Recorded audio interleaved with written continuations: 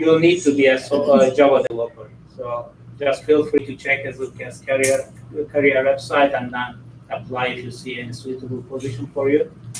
Hazelcast has different products. One is Hazelcast IMDG, which I'm going to talk mostly today. This is open source Apache 2 license, fully hosted on GitHub. It is actually, IMDG means in-memory data grid. Normally we call it distributed cache. So it's one of the features in Hazelcast. So you can use Hazelcast as a distributed key value store, for instance. But there are some other data structures we support, fully written in Java. So it's very well fit in this user group. We also have Hazelcast Jet. It is stream processing engine. It's also Apache 2 license and also on GitHub. Hazelcast Cloud is actually managed service of Hazelcast IMDG for now. For Hazelcast Jet, I think we're gonna release next year.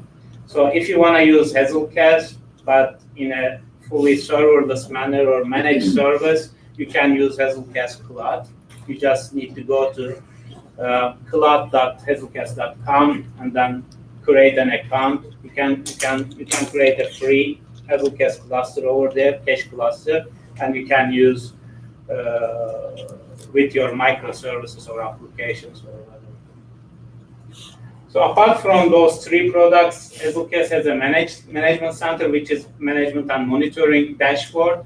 It's not a closed source, but you can use it up to 3 Hazelcast members. So you can use it with open source version of Hazelcast, and up to 3 members. If you have a small cluster, it's free to use. So for all these products, we have enterprise as well, but it's there are some features on top of open source. So the biggest part of the Hazelcast is open source part. So if you go and check GitHub, I think we have 95% of Hazelcast repositories are open source as a company. So we can call it Hazelcast as an open source company. So as I said, you can just go and GitHub and check Hazelcast. And under Hazelcast organization, there are lots of repositories that we are just maintaining and developing. So Hazelcast, as a company, Hazelcast is a distributed company. That's what we call. As a product, Hazelcast is actually distributed cache. So what is distributed cache, and why do you need a distributed cache? So cache is normally used in most of cases. Cache is used in front of data stores, where you just want to have some performance optimizations, etc. But Hazelcast does that in a distributed manner. So if you have for instance, if your cache data is growing over time, you can just simply start a new Hazelcast member, and data is partitioned and distributed evenly across the members. So it is, in that sense, it is elastic. Hazelcast does keep all data in memory, which means you can have fast access to data. That's another advantage. For distribute, as it is distributed by nature and from day one, Hazelcast is very natural fit Kubernetes for Kubernetes deployments and cloud native environments. That was the title that I was talking about. So cloud native part is, today I'm going to talk about mostly Kubernetes part. But it's a natural fit for Kubernetes deployments. And there are even cases like you can use Hazelcast as a main data store, fast access in-memory data store, and you can just sync your data behind the scene with the data store you want if you want to persist the data. So those are the main reasons that you might want to have distributed cache. So for Hazelcast member, for Java programming language, creating a Hazelcast member is that simple. Inside your Java virtual machine, if you call this, I just left the config part empty, but there are lots of configuration options. And you can start Hazelcast member like that. And this is the Java version of Hazelcast client. Hazelcast member is, you can think about it as a server side. Hazelcast client, this is Java version, but we are supporting multiple programming languages. So this is how you can create Hazelcast client. When you do create Hazelcast client, you can get some different data structures and implement your business logic on top of it. Let's, for instance, with client.getMap, you can get a distributed map. Client.getList, you can get a distributed list. When I say distributed map and distributed list, your data is actually partitioned among the Hazelcast members. And by default, Hazelcast has one backup. So whenever one of the members just lost or crashed or whatever, the data is recovered from other members.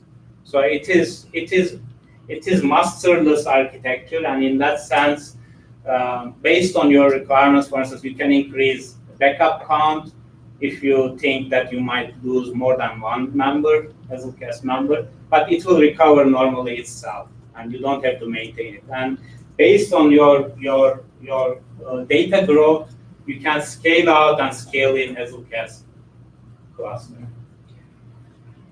So when we talk about Hazelcast caching patterns, for instance, there are several caching patterns that we see in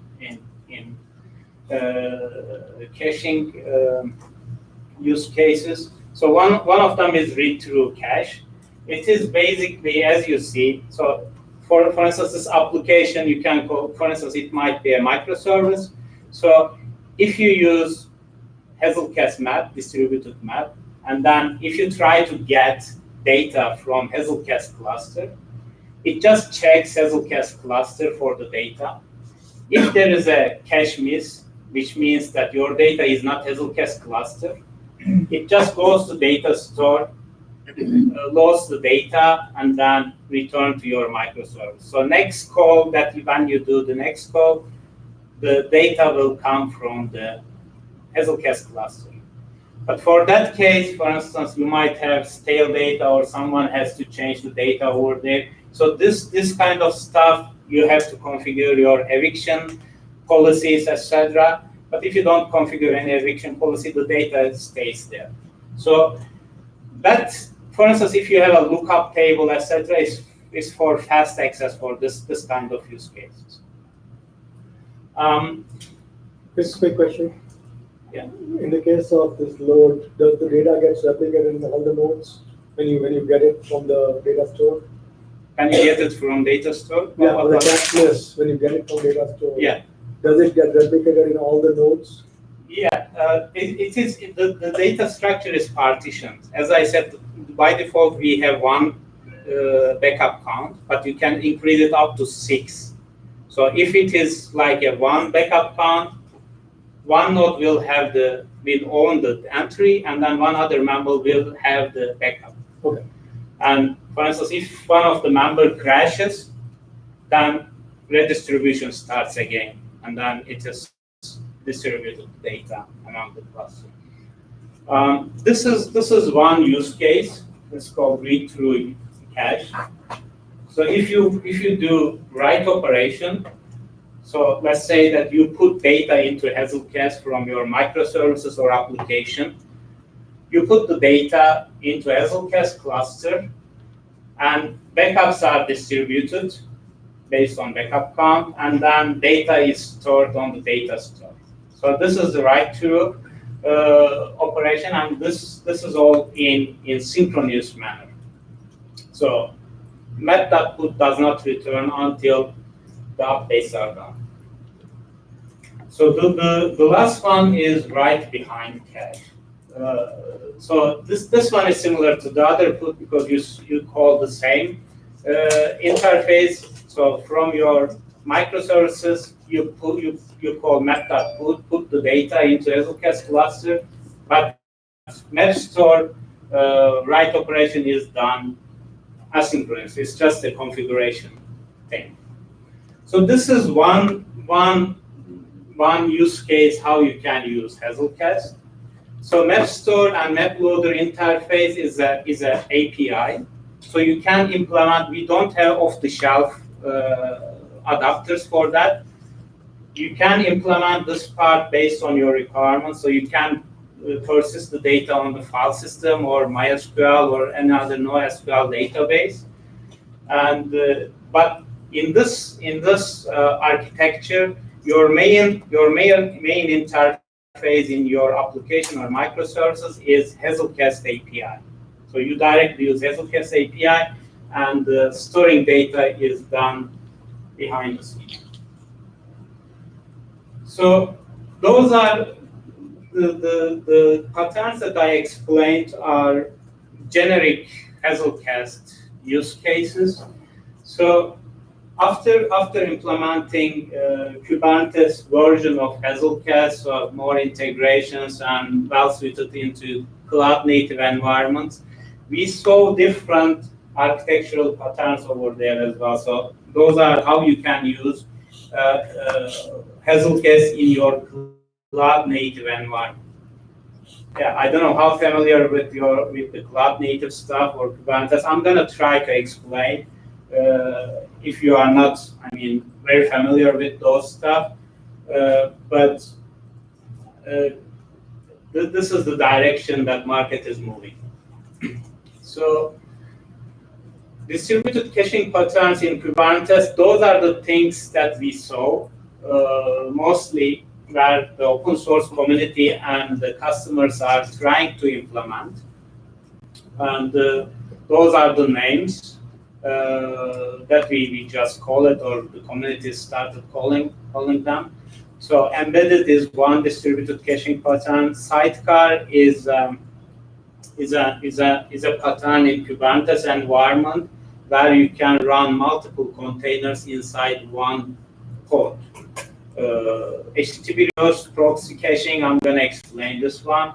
Client server and Hazelcast Cloud over there, but this is actually managed service part of the server. So that's another use case that you can see.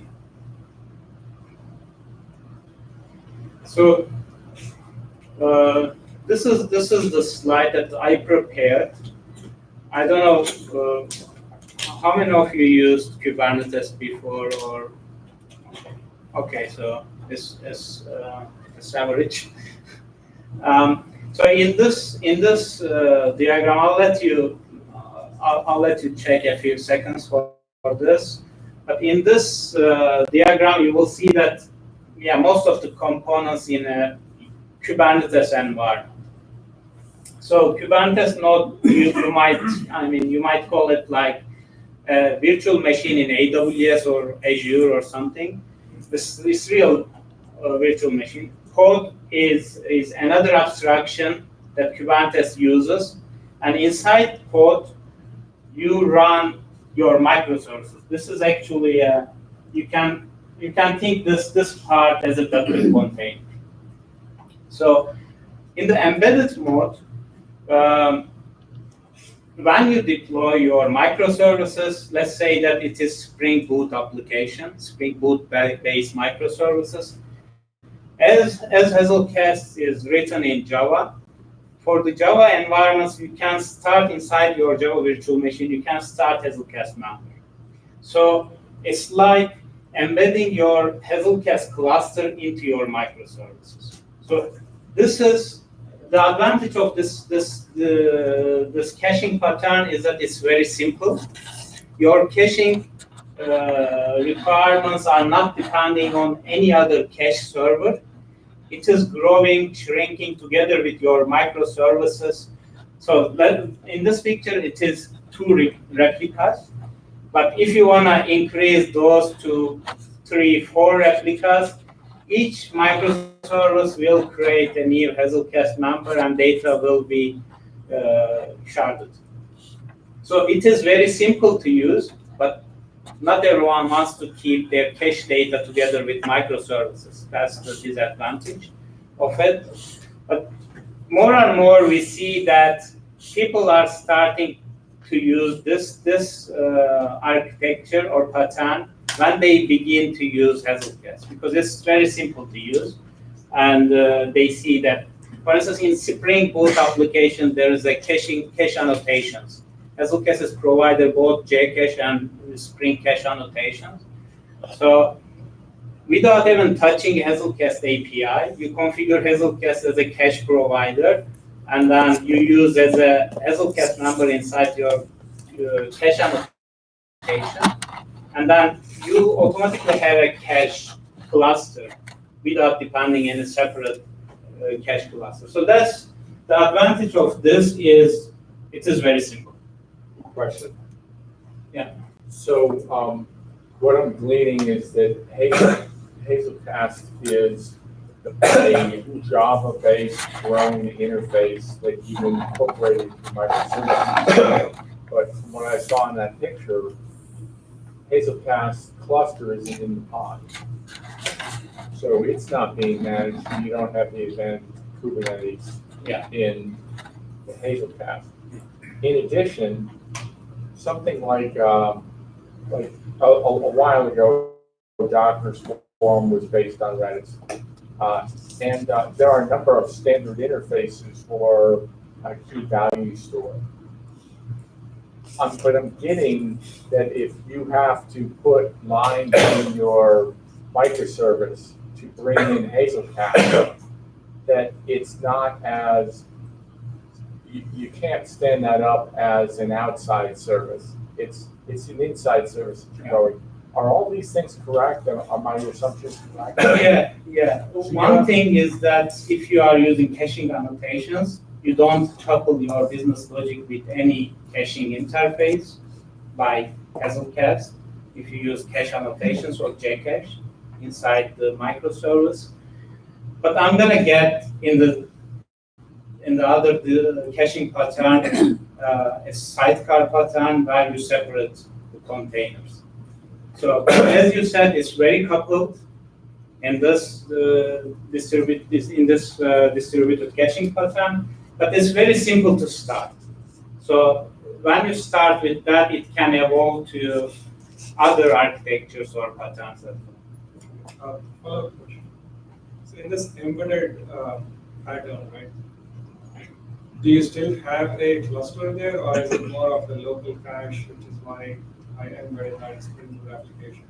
Yeah, you have the cluster because each microservice starts an Hazelcast member, and Hazelcast members are discovering each other. Can I disable that? So then, the purpose of Hazelcast is being distributed. So you want to use in-process cache. That's what it seems to be the application developer's intent here is, right? He's using it as an in-process cache.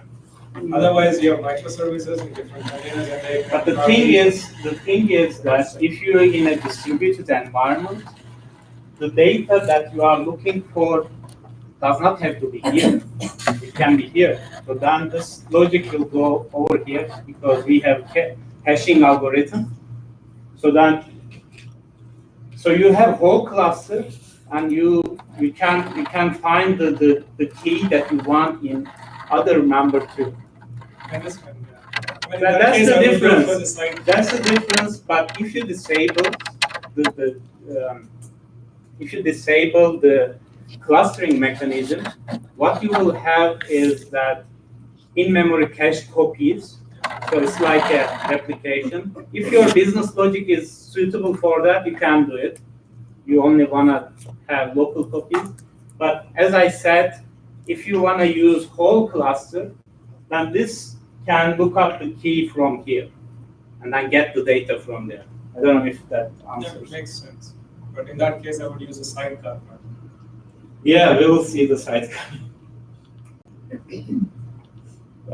That's another pattern that we see that's evolving is that the sidecar pattern. So here in the sidecar pattern, we actually have two containers inside the pod, and one is actually your microservice, and the other one is Hazelcast member. As you know, inside the pod there is a the local network so they can connect to each other. For this pattern, the advantage of it is that you still might want to use embedded mode, but you might consider using the other programming language. As you know, microservices are programming language agnostic. So if you are microservice Python based, or I don't know, Node.js based or .NET or whatever, we have different Hazelcast client libraries for different programming language. So you can use the same embedded mode together with sidecar pattern, and you can still gain the advantage that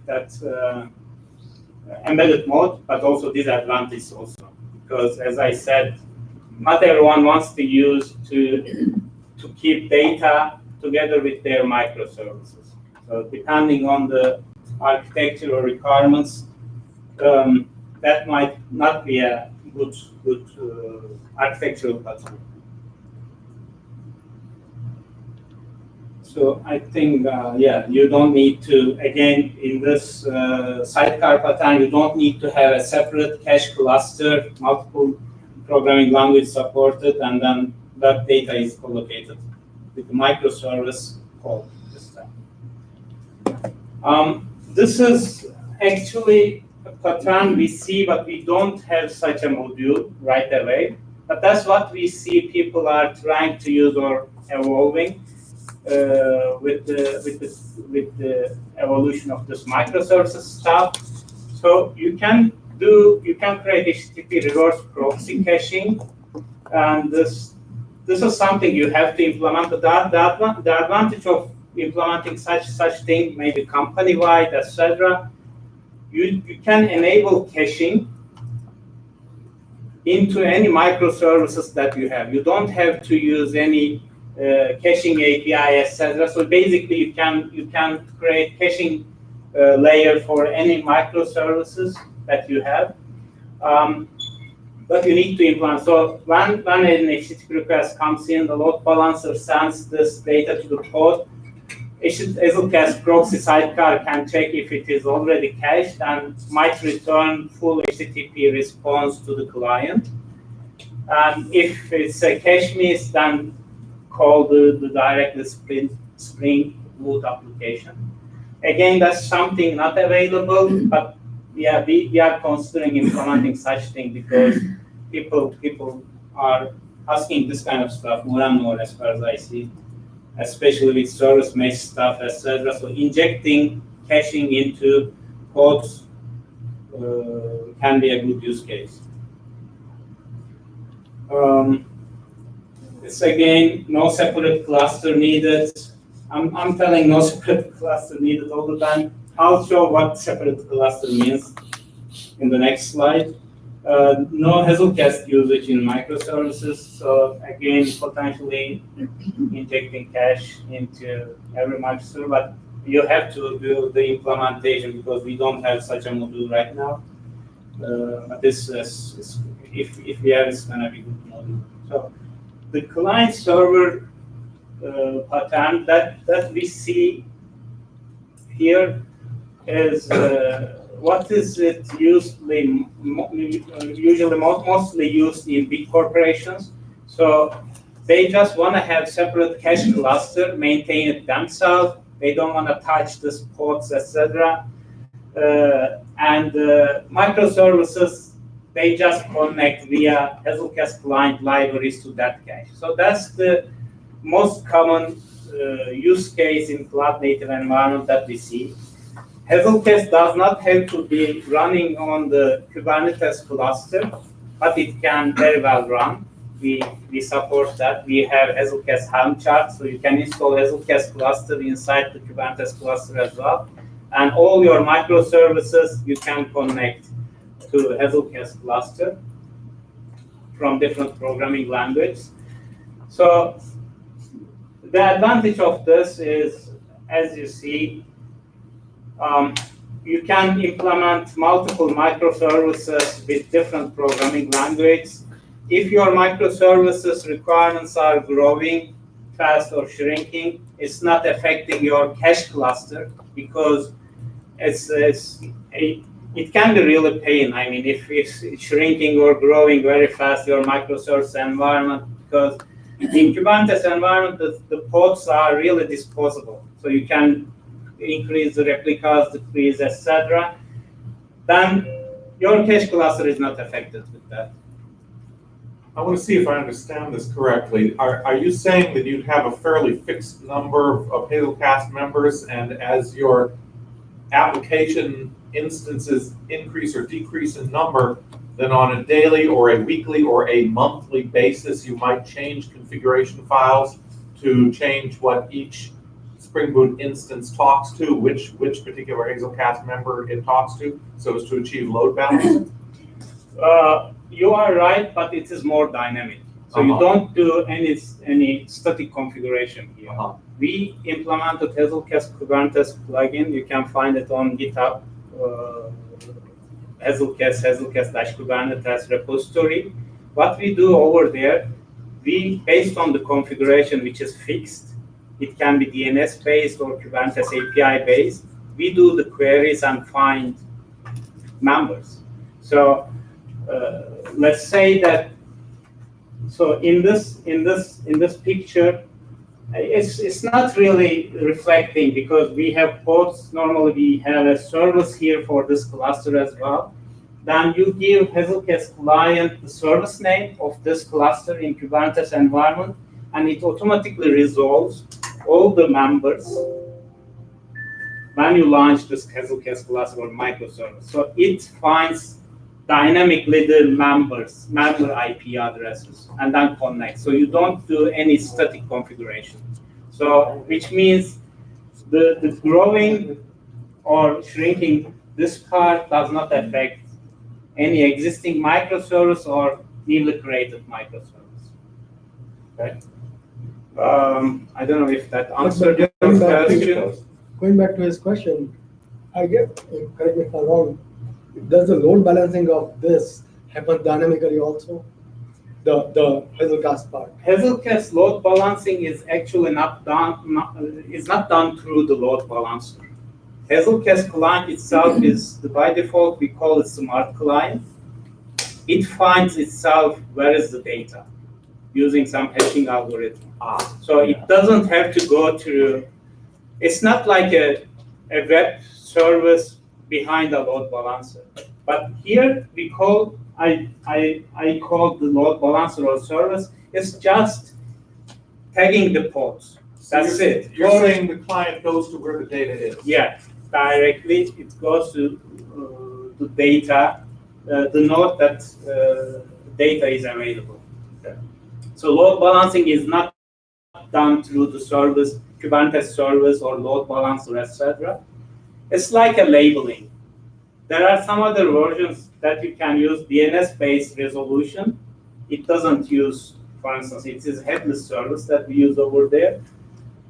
But it's more like discovering the cluster, and it's initial part. After that, the client just finds the data itself. Okay, so I understand that, but in that case, if any client can talk to any member, any Hazelcast member, how does the Hazelcast cluster decide how to distribute the data among the Hazelcast members? This is a distributed hashing algorithm. Yeah. Sure. So based on your key, we know where the data is. I see. That's the thing. Okay. This picture is not really well, but this, as I said, this part does not have to be inside the Kubernetes. It's like inside the Kubernetes, but it doesn't have to be, but it can be. So it can be collocated together with your microservices Kubernetes cluster. It can be separate Kubernetes cluster, you deploy Hazelcast, and one Kubernetes cluster, you deploy only microservices.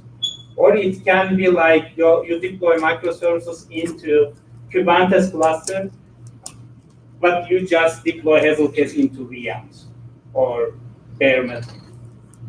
I was just wondering, does the Hazelcast client only goes for the master copy, never tries to use the backup copy? Yes, it's going to the owning node, Okay. so the owner of the data.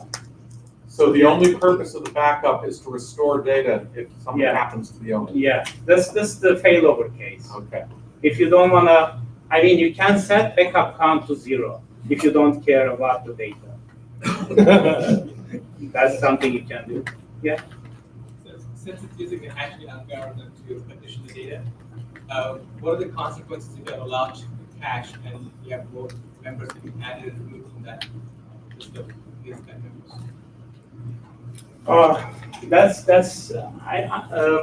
That's good question. So if you have a large data, it's all about configuration.